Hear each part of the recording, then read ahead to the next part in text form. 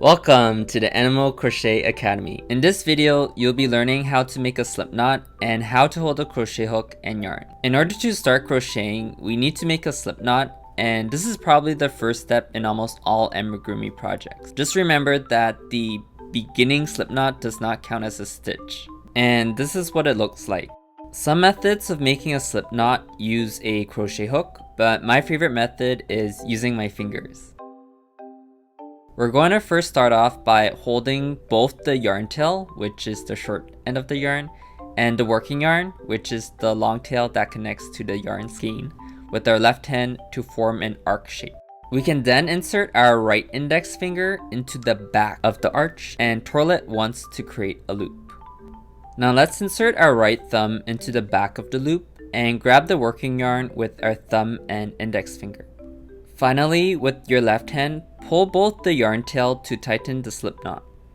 Great job, you just created a slip knot. Make sure it's tight so you won't confuse it with a stitch, and to adjust the size of the loop, you can pull the working yarn. Great, now let's learn how to hold a crochet hook and yarn. Let's start with the hook. So there are actually two ways to hold a crochet hook. The first way is a knife grip, and you'll hold it like a knife. And the second way is a pencil grip, and as you can probably guess, you'll hold it like a pencil. Now you may be asking, which one is better? The best grip is the one that feels most comfortable to you. For me, I personally prefer the pencil grip because I have more control and it feels more ergonomic, but sometimes I also change it to the knife grip depending on the yarn or the pattern.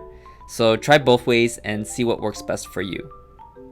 With whichever grip method you choose, you're going to notice that there's a flat part in the middle of the hook. This is called the thumb rest, where you place your thumb on one side and the index finger on the other side. This pointy part on the crochet hook is called the head. This head should always face you, and if it's facing away from you, then you held the crochet hook wrong. Now for the fun part, how to hold your yarn.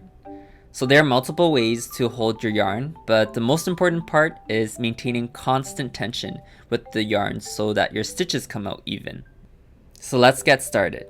With your non-dominant hand, drape the working yarn over your index finger and hold the knot with your thumb and index finger, or thumb and middle finger. Make sure to keep the yarn tension, which is the yarn between the index finger and the piece, firm. This is super important because it'll not only help with making even crochet stitches, but it'll also control the yarn so that you can pull it through the loops more easily.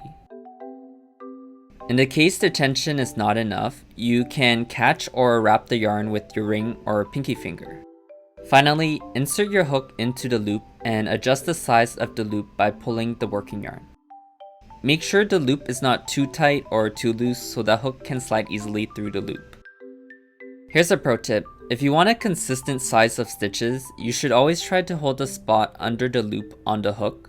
It'll make it easier for you to pull through the loops if the loops are the same size. Good job. So putting it together, it'll look something like this.